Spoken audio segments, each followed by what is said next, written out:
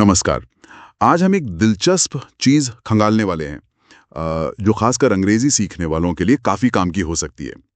हमारे पास English with Lucy नाम के एक पॉपुलर यूट्यूब चैनल का वीडियो है। टाइटल है 5 tenses is equal to 90% of English. अब ये दावा तो बड़ा है कि सिर्फ 5 अंग्रेजी टेंसेज सीखकर आप लगभग 90 से 95% बोली और लिखी जाने वाली अंग्रेजी को समझ और इस्तेमाल कर सकते हैं। हाँ, ये दावा तो है बड़ा मजेदार। तो आज हमारी कोशिश क्या है? बस यही समझना कि इस वीडियो के हिसाब से अंग्रेजी सीखने में कौन से टेंसेज सबसे ज्यादा मायने रखते हैं। बिल्कुल। अगर ये बात सच है तो ये भाषा सीखने के लंबे सफर में एक कमाल का शॉर्टकट साबित हो सकता है ना? चलिए देखते हैं इसमें कितना दम है। दावा तो है ही दिलचस्प, क्योंकि अक्सर लोगों को, आप जानती हैं, अंग्रेजी ग्रामर और उसमें भी टेंसेस बहुत मुश्किल लगते हैं। हाँ बिल्कुल। सोचिए, पारंपरिक तौर पर 12 टेंसेस सिखाए जाते हैं। कुछ लोग तो कंडीशनल वगैरह मिला दें तो 16 तक भी गिनते हैं। ओह हाँ, 16। तो ऐसे में ये ख्याल कि भाई सिर्फ 5 पर फोकस करके आप ज्यादातर बातचीत संभाल सकते हैं, सुनने में तो बहुत राहत देता है। सही कहा। अब देखना ये होगा कि वीडियो अपने इस दावे को कैसे पुख्ता करता है, क्या सबूत देता है। हाँ, तो शुरुआत में वीडियो हमें याद दिलाता है कि असल में तो टेक्निकली मुख्य तौर पर 3 ही काल होते हैं, प्रेजेंट, पास्ट और फ्यूचर, वर्तमान, भूतकाल, भविष्यकाल।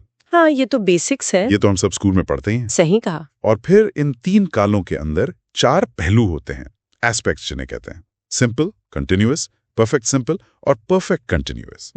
ये पहलू हमें बताते हैं कि कोई काम कब और कैसे हो रहा है। क्या वो सामान्य रूप से होता है तो सिंपल, क्या वो अभी चल रहा है तो कंटिन्यूअस, अच्छा, क्या वो पूरा हो चुका है और उसका वर्तमान से कोई जुड़ाव है, वो हो गया परफेक्ट सिंपल, या फिर वो कुछ समय से चल रहा था और अभी भी जारी है, वो है परफेक्ट कंटिन्यूअस। इन्हीं के मेल से वो 12 टेंसेस बनते हैं जो हमें अक्सर किताबों में मिलते हैं। राइट। वीडियो में ये भी बताया गया है कि कुछ लोग कंडीशनल वाक्यों को भी अलग टेंस मानते हैं, जिससे गिनती 16 हो जाती है, पर इस वीडियो में उन्हें अलग रखा गया है। अच्छा, तो वो 12 पर ही फोकस कर रहे हैं मेनली। हाँ, मतलब वो 12 का जिक्र करते हैं पर फोकस 5 पर है। वीडियो फटाफट सभी 12 टेंसेस का जिक्र तो करता है, जैसे प्रेजेंट सिंपल आम सच्चाइयों और आदतों के लिए, प्रेजेंट कंटिन्यूअस अभी चल रही चीजों के लिए, पास्ट सिंपल बीते हुए कामों के लिए, वगैरह वगैरह। हाँ, एक क्विक रिकैप जैसा। बिल्कुल। लेकिन मजा तब आता है जब ये उन टेंसेस पर आता है जो सबसे ज्यादा इस्तेमाल होते हैं। यहीं से मतलब असली कहानी शुरू होती है। हाँ, ये सबसे अहम हिस्सा है। और यहाँ चीजें वाकई दिलचस्प हो जाती हैं। वीडियो कुछ स्टडीज का हवाला देता है, कहता है कि उनके लिंक्स डिस्क्रिप्शन में है। अच्छा। और बताता है कि एक टेंस ऐसा है जो बाकियों के मुकाबले कहीं ज्यादा, मतलब बहुत ही ज्यादा इस्तेमाल होता है। अंदाजा लगा सकती हैं कौन सा? प्रेजेंट सिंपल शायद। बिल्कुल सही, प्रेजेंट सिंपल। बताया गया है कि ये अकेला ही करीब 60% अंग्रेजी कम्युनिकेशन में इस्तेमाल होता है। सोचिए, 60%। 60%? ये तो सच में चौंकाने वाला आंकड़ा है। मतलब आधे से ज्यादा बातचीत सिर्फ एक टेंस से, है ना? ये सोचने वाली बात है कि ऐसा क्यों? शायद इसलिए कि हमारी रोजमर्रा की ज्यादातर बातें तथ्यों, आदतों, हमारी पसंद नापसंद या सामान्य सच्चाइयों के बारे में ही होती हैं, और इन सब के लिए प्रेजेंट सिंपल ही लगता है। हाँ, शायद यही वजह है। अच्छा, इसके बाद दूसरे नंबर पर कौन सा है? दूसरे नंबर पर है पास्ट सिंपल। इसका इस्तेमाल लगभग 20% बताया गया है। 20%, ठीक है। और तीसरे पर है फ्यूचर सिंपल, वो करीब 8% के साथ। Okay, present simple 60, past simple 20, future simple 8। हाँ, तो अगर हम इन तीनों को ही जोड़ दें, 60 + 20 + 8, ये हो गया 88%। तो ये तीनों मिलकर ही लगभग 88% कम्युनिकेशन कवर कर लेते हैं। बिल्कुल, ये तो कमाल की बात है। मतलब अगर कोई बस शुरुआत कर रहा है तो इन 3 पर पकड़ बनाना ही उसे कितना आगे ले जा सकता है। सही बात है। उसे लगेगा कि हाँ, मैं काफी कुछ कह सकता हूँ या समझ सकता हूँ। हाँ, और लिस्ट को पूरा करने के लिए वीडियो में 2 और टेंसेस बताए गए हैं। अच्छा, वो कौन से हैं? प्रेजेंट परफेक्ट सिंपल, वो लगभग 6% बताया गया है। 6%, ठीक है। और प्रेजेंट कॉन्टिन्यूअस, वो लगभग 5%। Okay, present perfect simple 6%, present continuous 5%। हाँ, तो ये 5 टेंसेस मिलकर इन स्टडीज के हिसाब से करीब 60 + 20 + 8 + 6 + 5, ये तो 99% हो गया। हाँ, 99%। हालांकि वीडियो के टाइटल में सावधानी बरतते हुए 90% कहा गया है, जो शायद अलग-अलग स्टडीज या कॉन्टेक्स्ट के फर्क को ध्यान में रखकर किया गया होगा, या शायद राउंड ऑफ कर दिया हो सकता है। या शायद वो कहना चाह रहे हो कि कम से कम 90% तो हैं ही सेफ साइड पर। हाँ, ये भी हो सकता है। सही बात है। ये जोर देना भी जरूरी है कि हर टेंस की अपनी जगह और अहमियत है। ऐसा नहीं है कि बाकी 7 या 11 टेंसेस बेकार हैं, बिल्कुल नहीं। नहीं, बिल्कुल नहीं, वो भी जरूरी है अपनी अपनी जगह। लेकिन रोजमर्रा की बातचीत और आम लिखावट के लिए ये 5 वाकई बुनियाद का काम करते हैं।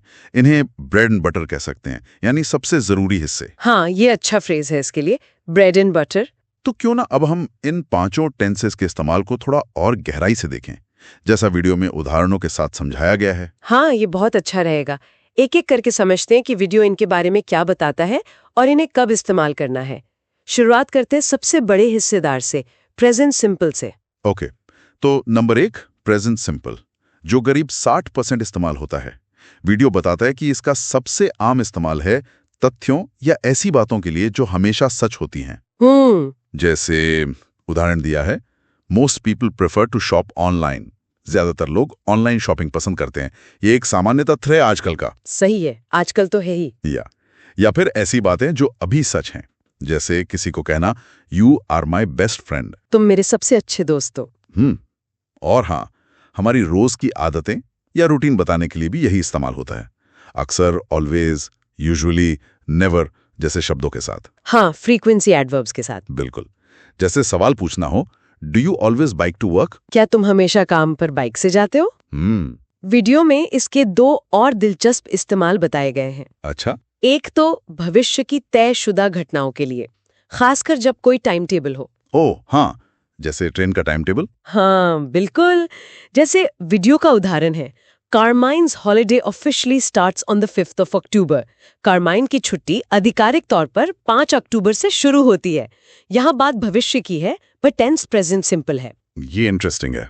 और दूसरा निर्देश देने के लिए, जैसे रेसिपी बताते हुए या कोई प्रक्रिया समझाते हुए, mix the flower and water together. अच्छा हाँ, जैसे कुकिंग शो में होता है। बिल्कुल। तो इतने सारे बुनियादी और अलग अलग तरह के इस्तेमाल को देखते हुए ये साफ हो जाता है कि ये लिस्ट में टॉप पर क्यों है। ये वाकई बहुत वर्सेटाइल है। सही कहा, वर्सेटाइल, ये सही शब्द है। अब आते हैं दूसरे नंबर पर, पास्ट सिंपल, लगभग 20% इस्तेमाल के साथ। हाँ, पास्ट सिंपल। जैसा कि नाम से ही जाहिर है, इसका मुख्य काम है अतीत में पूरी हो चुकी क्रियाओं के बारे में बताना, खासकर तब जब हमें पता हो कि काम कब हुआ। टाइम स्पेसिफाइड हो। हाँ, जैसे I visited Greece last summer. मैंने पिछली गर्मियों में ग्रीस का दौरा किया था। यहाँ लास्ट समर से समय साफ है। सही। और कहानियां सुनाने में तो इसका खूब इस्तेमाल होता है, जब हम अतीत की घटनाओं को एक के बाद एक बताते हैं। हाँ, सीक्वेंस ऑफ इवेंट्स। बिल्कुल। वीडियो का उदाहरण है, Yolanda woke up, brushed her teeth and headed off to the office. Yolanda उठी, उसने दांत साफ किए और ऑफिस के लिए निकल गई। यहाँ घटनाओं का एक क्रम है जो बीत चुका है। वीडियो इसके और भी इस्तेमाल बताता है, जैसे अतीत की आदतों या बार बार होने वाले कामों के लिए जिन्हें अब नहीं किया जाता। अच्छा, जैसे यूज्ड टू जैसा। हाँ, कुछ वैसा ही। उदाहरण के लिए, every morning Ben watered his plants. हर सुबह बेन अपने पौधों को पानी देता था, शायद अब नहीं देता। ओके। या फिर अतीत की किसी स्थिति या अवस्था को बताने के लिए, जैसे we were so tired after our long hike. हम अपनी लंबी पैदल यात्रा के बाद बहुत थक गए थे। ये बताता है कि हम उस समय कैसा महसूस कर रहे थे। वीडियो ये भी कहता है कि न्यूज़ रिपोर्ट और कहानियों उपन्यासों में अक्सर पास्ट सिंपल का बहुत ज्यादा इस्तेमाल होता है। हाँ, ये तो समझ आता है, क्योंकि वो गुजरी हुई घटनाओं का ही ब्यौरा देते हैं। बिल्कुल। ये तो रोज की बातचीत और पढ़ने में खूब दिखता है। चलिए, अब तीसरे नंबर पर चलते हैं, फ्यूचर सिंपल, जो लगभग 8% इस्तेमाल होता है। फ्यूचर सिंपल, हाँ, जैसा कि नाम से पता चलता है, ये भविष्य की बातें करने के काम आता है, लेकिन इसके भी कई अलग अलग अंदाज हैं। वीडियो में कुछ उदाहरण दिए गए हैं, जैसे एक तो अचानक लिए गए फैसले, जैसे I am pretty hungry, I will order some food. मुझे बहुत भूख लगी है, मैं कुछ खाना ऑर्डर करूंगा। यहाँ बोलने के वक्त ही फैसला लिया गया। हाँ, स्पॉन्टेनियस डिसीजन। फिर भविष्यवाणियां या अंदाजे, the weather forecast says it will rain tomorrow. Prediction. वादे, I will get to the office 20 minutes early. मैं ऑफिस 20 मिनट जल्दी पहुंचूंगा। प्रॉमिस। हाँ। प्रस्ताव या मदद की पेशकश, mom will be happy to help you. माँ तुम्हारी मदद करके खुश होगी। ऑफर्स। हाँ। और अनुरोध या विनती, will you pass me the salt? क्या तुम मुझे नमक दोगे? रिक्वेस्ट्स। हाँ, तो आप देख सकती हैं कि फ्यूचर सिंपल सिर्फ भविष्य बताने के लिए नहीं, बल्कि इरादे जाहिर करने, संभावनाएं बताने और लोगों से बातचीत करने के कई तरीकों में इस्तेमाल होता है। सही है। ये शायद प्रेजेंट या पास्ट सिंपल जितना बार बार इस्तेमाल न होता हो, लेकिन भविष्य की योजना बनाने और सामाजिक व्यवहार के लिए ये बहुत जरूरी है। इसके बिना भविष्य की बातें करना मुश्किल होगा। बिल्कुल। अब आते हैं चौथे नंबर पर, प्रेजेंट परफेक्ट सिंपल, जो करीब 6% इस्तेमाल होता है। हाँ, प्रेजेंट परफेक्ट सिंपल। इसका नाम थोड़ा कंफ्यूजिंग हो सकता है, हाँ, क्योंकि इसमें प्रेजेंट भी है और परफेक्ट भी। हाँ, ये अक्सर सीखने वालों को कंफ्यूज करता है। वीडियो समझाता है कि इसका एक मुख्य इस्तेमाल उन कामों या स्थितियों के लिए होता है जो अतीत में शुरू हुई और अभी भी चल रही हैं। जो अभी खत्म नहीं हुई हैं। हाँ, जैसे he is been in his new position for about 2 weeks. वह लगभग 2 हफ्तों से अपनी नई पोस्ट पर है, मतलब वो 2 हफ्ते पहले शुरू हुआ और अभी भी उसी पोस्ट पर है। ओके, काम जारी है। और इसका दूसरा बड़ा इस्तेमाल है ऐसे कामों के लिए जो अतीत में पूरे तो हो गए, लेकिन उनका वर्तमान से कोई कनेक्शन या नतीजा है। हाँ, ये अहम है, वर्तमान से कनेक्शन। बिल्कुल। वीडियो का उदाहरण है, my dad has just pulled up to the house. मेरे पिताजी अभी अभी गाड़ी लेकर घर पहुंचे हैं। काम पहुंचने का हो चुका है, लेकिन उसका नतीजा यह है कि वो अब घर पर हैं। हाँ, यहाँ ये नहीं बता रहे कि कब पहुंचे, बस ये कि वो आ गए हैं और अब यहाँ हैं। एग्जैक्टली। यहाँ समय जरूरी नहीं है, बल्कि वर्तमान का कनेक्शन जरूरी है। ये पास सिंपल से अलग है, जहाँ अक्सर समय बताया जाता है, my dad arrived at 6 PM। हाँ, ये फर्क समझना बहुत जरूरी है। पास्ट सिंपल मतलब काम खत्म, बात खत्म। प्रेजेंट परफेक्ट मतलब काम खत्म, पर असर अभी है या वो अनुभव हमारे पास है। बिल्कुल सही समझाया। वीडियो इसके 2 और इस्तेमाल बताता है। एक तो जीवन के अनुभवों के बारे में बात करने के लिए, जब हम ये नहीं बताते कि वो कब हुए। अच्छा, लाइफ एक्सपीरियंस। हाँ, जैसे they have travelled around Asia, उन्होंने एशिया की यात्रा की है। कब की ये जरूरी नहीं, जरूरी ये है कि उनके पास ये अनुभव है। दूसरा, अतीत में किसी अनजान या अनिर्दिष्ट समय पर हुए काम के लिए। जैसे कोई पूछे कि क्या तुमने वो रेसिपी ट्राई की है, तो जवाब हो सकता है या वीव ट्राइड दैट रेसिपी। हाँ, हमने वो रेसिपी आजमाई है। कब आजमाई, ये नहीं बताया। ओके। कम हो, सिर्फ 6%, ये बहुत काम का है। ये वाकई एक जरूरी पुल है। और अब आते हैं लिस्ट के 5वें और आखिरी टेंस पर, प्रेजेंट कॉन्टिन्यूअस, जो लगभग 5% इस्तेमाल होता है। Present continuous. हाँ, ज्यादातर लोग इसे पहचानते हैं क्योंकि इसका सबसे आम इस्तेमाल उन कामों के लिए होता है जो बोलते समय या ठीक अभी हो रहे हैं। हाँ, एक्शन इन प्रोग्रेस। बिल्कुल। जैसे Debra is whipping up some delicious banana pancakes. Debra कुछ स्वादिष्ट केले के पैनकेक बना रही है। वो अभी किचन में काम कर रही है।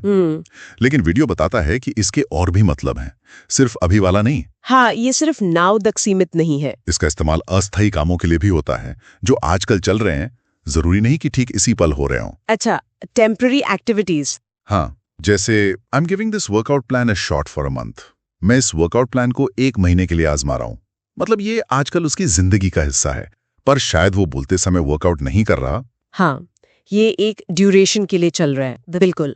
और एक बहुत ही आम इस्तेमाल है भविष्य की पक्की योजनाओं या इंतजामों के बारे में बात करने के लिए। ओह हाँ, फ्यूचर के लिए भी। हाँ, जैसे Mark isn't going to that conference next month.